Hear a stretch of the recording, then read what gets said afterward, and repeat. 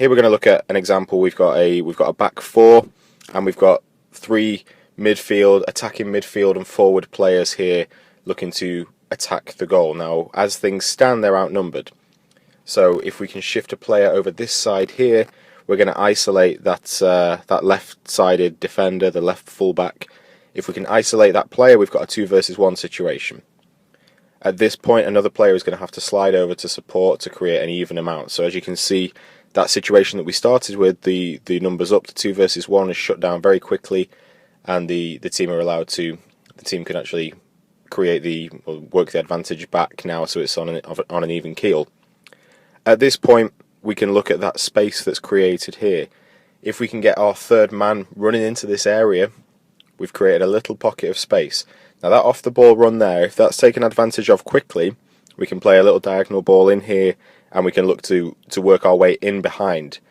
Now that came about because we created a smaller, first of all a 2v1 situation, which turned into a 2v2.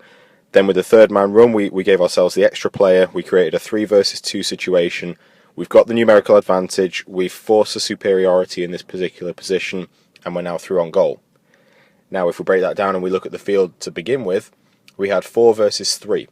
And that, as it looked, we didn't really stand much of a chance of breaking that down. So we really need to identify the areas that we can work our way in, how we're going to create that to our advantage, and then obviously exploit that through the quick passing, quick movement and quick thinking of our players. As you can see, relating back, we moved the player moved the defence, and finally we moved the ball into that position. Now also a point worth noting here is, notice how the defensive pressure gets transferred close to the proximity of the ball. So the immediate threat being the ball, everybody's pushed over this way to create pressure around the ball, limit the space and limit the options. Now this can be taken advantage of through the quick pass that we've just discussed. Equally, we also have the option to relieve the pressure.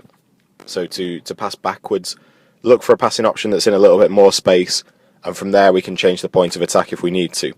So now we're going to look at a session plan which is going to help us develop our triangle passing and our third man runs off the ball, hoping to link up the play, create a numbers up situation and give us an advantage on the field. So this drill here, we can see we've got 3 cones in a triangle formation. Each cone is about 15 yards from the other, so we're looking at a 15-yard pass.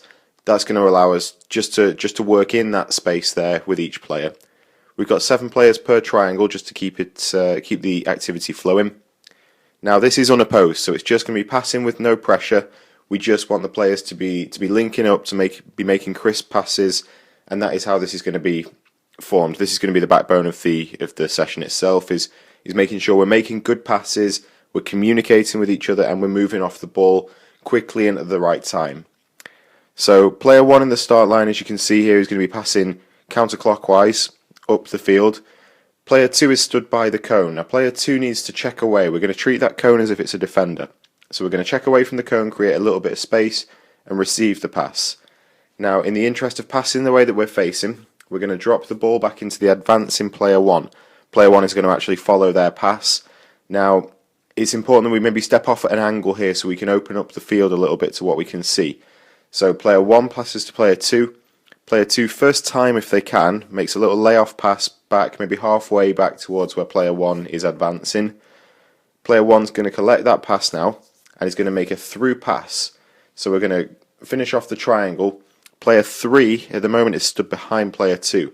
They're waiting. This is our numbers up situation now. So we've got the 3 players in effect. 2 players have made a pass, and the third man is going to make a run in behind, looking for a through pass from the receiving player 1, who is then, once the ball is passed to player 3, they're going to pass down the line to the new player 2, and the sequence is going to continue from there.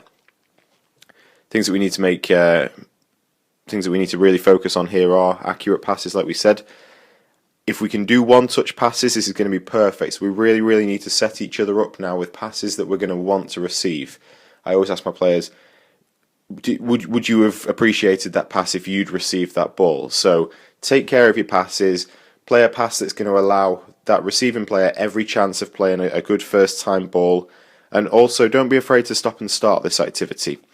If we move this very laterally, so if player 1 passes to player 2 and follows the direct line of that pass, we're not going to create any angles. So player 1, when they pass to player 2, Can they make a little angled run off to the side? Because they know where they're going to have to play that ball to, the advancing player 3. So can they give themselves a better angle to get that ball across first time? Equally, can player 3 bend their run a little bit so they can see a little bit more of the field? If they run in quite narrow, quite a straight run, they might not be able to see the pass coming in and also the field in front of them. So they need to give themselves angles at all time.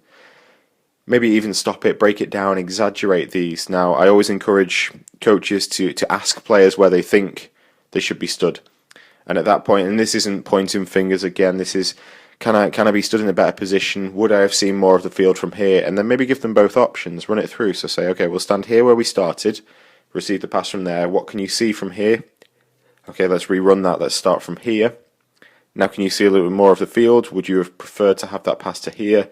Can you play that first time from this position?